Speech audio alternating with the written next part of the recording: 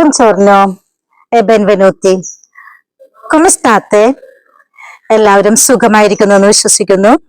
കഴിഞ്ഞ ക്ലാസ്സിലും അതിന്റെ മുന്നത്തെ ക്ലാസ്സിലുമായിട്ട് നമ്മൾ കപ്പുച്ചേത്ത് റോസോ എന്ന ഒരു പെൺകുട്ടിയുടെ കഥയിലൂടെ ഒത്തിരി ന്യൂ വേർഡ്സ് പഠിച്ചു, സെന്റൻസസ് മേക്കിംഗ് പഠിച്ചു, പ്രിപ്പോസിഷൻ പഠിച്ചു, ഒത്തിരി കാര്യങ്ങൾ നമ്മൾ ഓൾറെഡി പഠിച്ചു കഴിഞ്ഞു.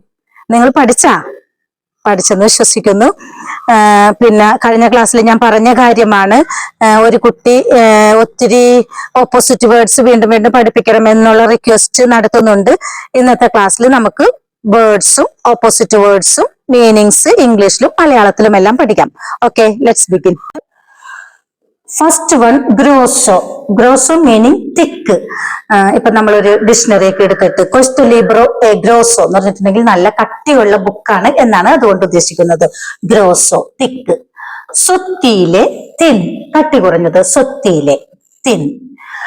പിയേനോ, പിയേനോ എന്ന് പറഞ്ഞാൽ ഫുള്ള്. ക്വസ്റ്റോ ബൊത്തീലിയ എ പിയേനോ എന്ന് പറഞ്ഞിട്ടുണ്ടെങ്കിൽ ഈ ബോട്ടില് ഫുള്ളാണ് എന്നുള്ള അർത്ഥത്തിലാണ് പിയേനോ, ഫുള്ള്.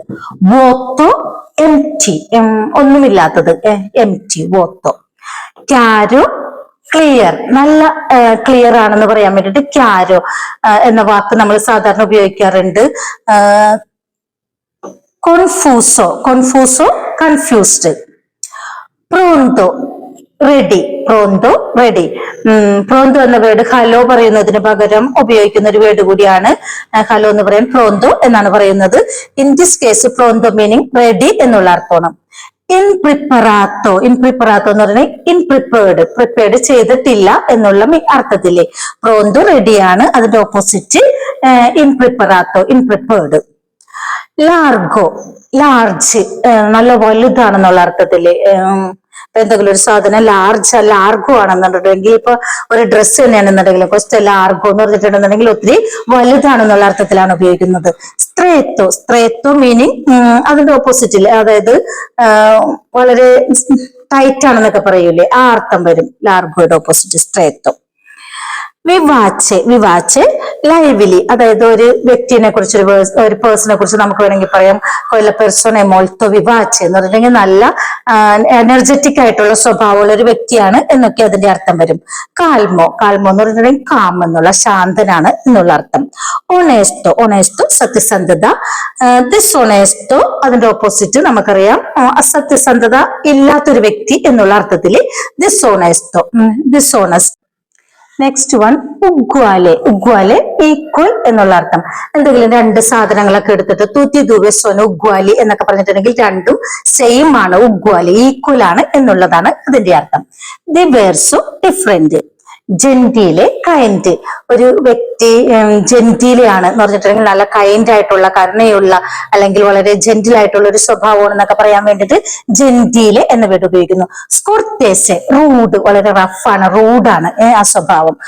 അതായത് ഒട്ടും കരുണയില്ലാതെ അല്ലെങ്കിൽ വളരെ ദേഷ്യത്തോടു കൂടിയൊക്കെ പെരുമാറുന്ന ഒരു വ്യക്തിനെ നമ്മൾ എന്ത് പറയും? സ്കോർത്തേസെ, ജെന്റിലല്ല എന്ന് പറയും. റിക്കോർഡാരെ ടു റിമെമ്പർ, ഓർക്കുക. ദിമന്തിക്കാരെ ടു ഫോർഗെറ്റ്, മറക്കുക. അമീക്കോ ഫ്രണ്ട്, നിമിക്കോ എനിമി. അമീക്കോ ഫ്രണ്ട്, നിമിക്കോ എനിമി ശത്രു. വിവോ എലൈവ്, മോർട്ടോ ഡെഡ്. വിവോ എലൈവ് ജീവനുള്ളത്, മോർട്ടോ ഡെഡ് മരിച്ചത്. നെക്സ്റ്റ് വൺ നൂബുളോസോ. നൂബുളോസോ ക്ലൗഡി, മേഘാവൃതമായത്. സെറേനോ ക്ലിയർ, നല്ല ക്ലാരിറ്റി ഒക്കെ ഉണ്ട്, ക്ലിയർ ആണ്, മേഘങ്ങളൊന്നുമില്ല എന്നൊക്കെ പറയാനാണ് സെറേനോ. ഇൽ ചേലോ സെറേനോ എന്ന് പറഞ്ഞിട്ടുണ്ടെങ്കിൽ ആകാശം നല്ല തെളിഞ്ഞ ആകാശമാണ് എന്നൊക്കെ പറയാൻ വേണ്ടിട്ട് സെറേനോ എന്ന വേർഡ് ഉപയോഗിക്കും. നൂവളോസോ ക്ലൗഡി, മേഘാവൃതമായത്. സെറേനോ ക്ലിയർ ആയിട്ടുള്ളത്. ഇൻട്രസാന്റെ ഇൻട്രസ്റ്റിംഗ്. നോയോസോ ബോറിംഗ്. ഇൻട്രസാന്റെ ഇൻട്രസ്റ്റിംഗ്, നോയോസോ ബോറിംഗ്. അമാരെ ടു ലവ്, സ്നേഹിക്കുക. ഒദിയാരെ ടു ഹേറ്റ്, വെറുക്കുക. നെക്സ്റ്റ് വൺ പാച്ചെ പീസ്, സമാധാനം. ഗൊയറ വാർ, യുദ്ധം. പുളിറ്റോ ക്ലീൻ, സ്പോർക്കോ ഡേട്ടി. പുളിറ്റോ ക്ലീൻ, സ്പോർക്കോ ഡേട്ടി അഴുക്കായത്. സോളിഡോ സോളിഡ്, ലിക്വിഡോ ലിക്വിഡ്. നമുക്കറിയാം ലിക്വിഡ് എന്ന് പറഞ്ഞിട്ടുണ്ടെങ്കിൽ ദ്രാവക രൂപത്തിലുള്ളത്, സോളിഡോ എന്ന് പറഞ്ഞിട്ടുണ്ടെങ്കിൽ സോളിഡ് ആയിട്ടുള്ളത്. ഫക്കുൾട്ടത്തീവോ എന്ന് പറഞ്ഞിട്ടുണ്ടെങ്കിൽ ഓപ്ഷണൽ എന്ന മീനിങ് ആണ് ഇംഗ്ലീഷിൽ വരുന്നത്. ഇപ്പൊ ഡിഗ്രി ഒക്കെ പഠിച്ചവർക്കറിയാം ഏതെങ്കിലും ഒരു വിഷയം ഓപ്ഷണൽ ആണെന്ന് പറയും, അതായത് നിർബന്ധമില്ല എന്നുള്ള അർത്ഥത്തില്. ഒബ്ലിഗത്തോറിയോ എന്ന വാക്കിന്റെ അർത്ഥം മൻഡേറ്ററി ആണെന്ന്, നിർബന്ധമായിട്ടും അത് ചെയ്തിരിക്കണം എന്ന് പറയാനാണ് ഒബ്ലിഗത്തോറിയോ എന്ന വാക്ക് ഉപയോഗിക്കുന്നത്. ഫക്കുൾട്ടത്തീവോ നിർബന്ധമില്ല എന്നുള്ള അർത്ഥം വരുന്നു. റീദരെ ടു ലാഫ് ചിരിക്കുക, പ്യാഞ്ചരെ ടു ക്രൈ കരയുക. കൊസ്റ്റോസോ എക്സ്പെൻസീവ്, എക്കണോമിക്കോ ചീപ്പ്. കൊസ്റ്റോസോ എക്സ്പെൻസീവ്, എക്കണോമിക്കോ ചീപ്പ്. എന്തെങ്കിലും ഒരു സാധനം വില കുറഞ്ഞതാണെന്നുണ്ടെന്നുണ്ടെങ്കിൽ നമ്മളത് എക്കണോമിക്കോ ആണ് എന്ന് പറയും. നെക്സ്റ്റ് വൺ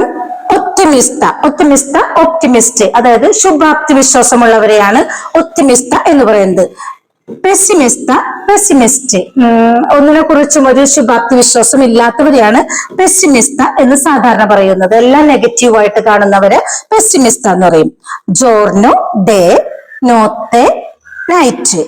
ജോർനോ ഡേ ദിവസം, നോത്തെ നൈറ്റ് രാത്രി.